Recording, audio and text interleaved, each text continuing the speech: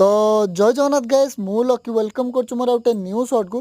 तो आज आम सब सांग मैंने मिसिक पलि आसु नीलगिरी गोटे मौसा पाखक गुपचुप खायापी। आउ गुपचुप इे बना चली आमर सब सांग गेम खेल पूरा बिजी। तो प्रथम मौसा प्लेट दिखती प्लेट उपर शालपत्र आउे गुपचुप को सजेकी दिखती आर एत भल भाव सजेकी दिखती कि सजाणी ही पेट पुरज। आउ एठी आपण दूर देखिपे सजेबार पेट पुरज माने तार टेस्ट केते हिथिबो।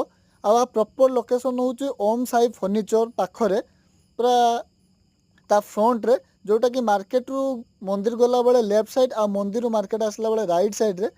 तो एठी हमर फाइनाली गुपचुप पड़ी आसीची आउ ता लुक किछि एमती ही अच्छी केते सुंदर देखाउछ आपण जान पारथुबा। आउ एबे हमें टेस्ट करबा आ बेसी प्राइस नुहे ओनली 30 रुपीज आउ टेस्ट पूरा जबरदस्त।